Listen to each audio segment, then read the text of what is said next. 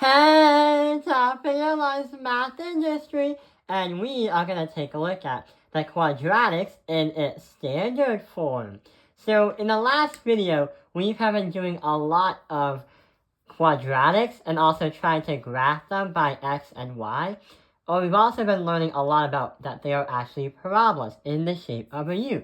So let's try to solve this one out right over here.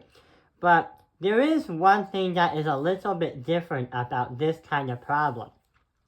And yes, looks like the problem is in this strange form. Well, in the last video, we tried to look at the problem and realized it was in this form. This is called a vertex form, because you can easily take out the vertex from these two things. But the problem is, this is in its standard form, which means there'll be a little bit few more steps to do. So, what this is it's not like it's this. Instead, the formality of the equation looks like this, where you have an ax squared, which is part of the quadratic, plus bx, that's a variable, and c. And c, yeah, it's just a number, no variable. So it kind of follows that little pattern. So let's try to solve it out first. In general, the first thing that your math teacher wants you to do is try to label what you have and what you don't have. For example, the ABC is going to talk about ABC of where the numbers are. So it turns out we have just x squared, that's going to be a equals 1. Negative 2 is going to be our b, and our c is negative 3. So we got all that information down, but there's still something we need to know. All this stuff. So we're going to go from the top all the way to the bottom. So let's try to find the vertex. Remember, the vertex is the point of the parabola where it's the minimum or the maximum, or the middle between a symmetrical U shape. So normally we would just try to pull it out from this equation right here, but we have to do some kind of step to solve this one out. To find the vertex, here's what's going to happen. To find the x-coordinate of your vertex, you must have a negative b, divide that by 2 multiplied by your a value. So if we try to put that into the formula, oh yeah, and this works with a standard type formula. We are going to put into the problem to find the x-coordinate, x equals, we have a negative 2 in our b, so we're going to say negative is a positive. So 2, divide that by 2, multiply that by 1. Number 1 was supposed to be our a value right over here. So 2 times 1 is 1, no, 2 times 1 is 2, and 2 divide that by 2 equals 1. Therefore, the x-coordinate has to be 1. So we're going to put parentheses 1, comma, because we're not done yet, because we still have to find the y value. Well, let's see what happens when we try to put the 1 into an equation. To find the y value of a vertex, always put what you got for x into the actual equation. So we have x squared minus 2x minus 3. So 1 squared is just 1.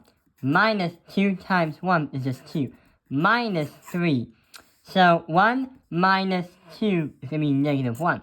Minus 3 is going to be negative 4. So that's going to be the y value of our vertex is 1, negative 4.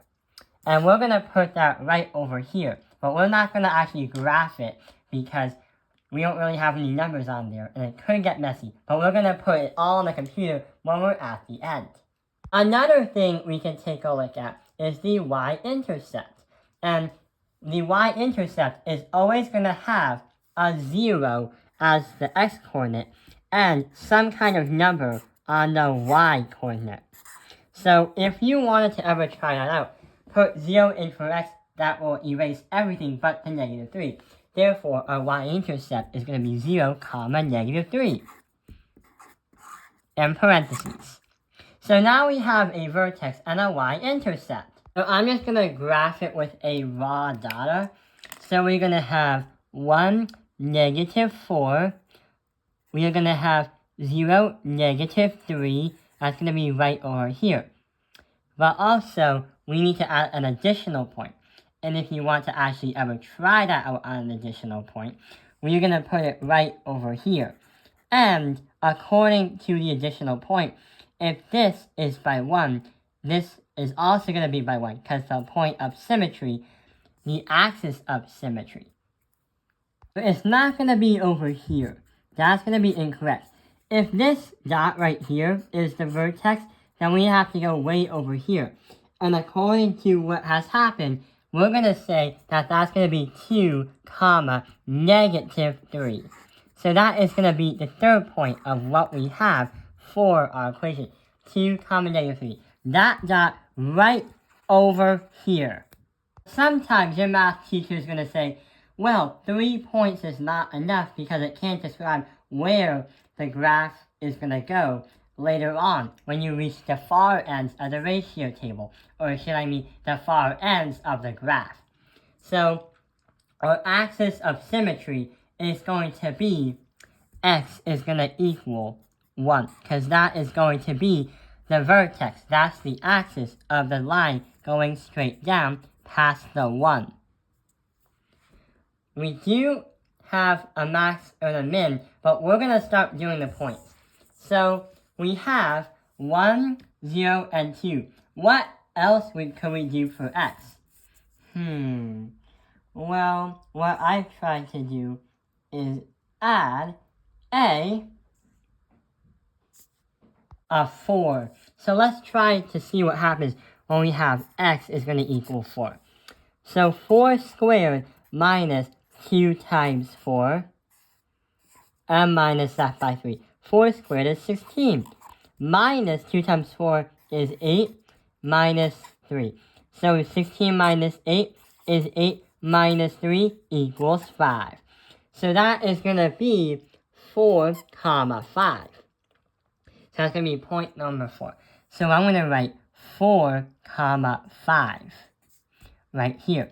But also, if you wanted to find the reflection, or if you wanted to find the opposite over the line of symmetry from the vertex, we can say that it's going to be negative 2, positive 5.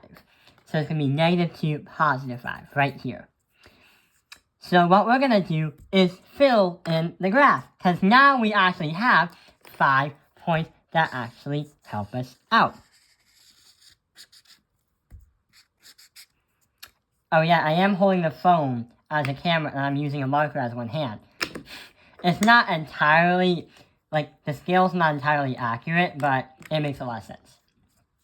So, we have the min, max, a domain, and a range left. What are we going to do? Well, if you take a look at the min or the max, looks like the thing is pointed upwards way up here. So it means that there's going to be infinite numbers going up, but there's going to be a limit of negative 4 down here. Meaning, here's what's supposed to happen. We have a minimum of negative 4, and that's how we answer it. A domain is going to be all possible x values. So, looks like it goes all the way up there to negatives and all the way up there to the positives. So easily we can say negative infinity, positive infinity, meaning when you go up on the parabola, you negatively and positively go to infinity in both directions. But what about the range, all the possible y values? So you are going to have negative 4, infinity. Infinity is going to have parentheses because it's not an actual set number. It doesn't have a value. It's just a way for mathematicians to express that, oh, a number going on forever and ever and ever. So, yeah. What about negative 4? It does have a set value. That's because the minimum you can go to is negative 4, which is the vertex. You can't go anything below that, but you can definitely go above it. So we are going to have brackets for a number that has a set value. So yeah, we are now complete of this problem. Right over here is the actual problem from my algebra class. We have the same answers right over here. And this is what the graph would look like. That's the vertex. That is the y-intercept. That's the reflected point of the y-intercept. And that is going to be the far end. That's negative 2, 5. And this is positive 4, 5. So that's what the graph will look like. But what will it look like on a computer when we try to put it on like Desmos or whatever it is? So yeah, the picture actually shows on the computer that we have the same kind of graph, like here and here. Double checking is actually another way to study for your next math test. If you do have one, good luck, and I know you have got this. I hope this video has helped you understand quadratics in its standard form. Thank you for watching Top Penalized Math Industry. Like and subscribe.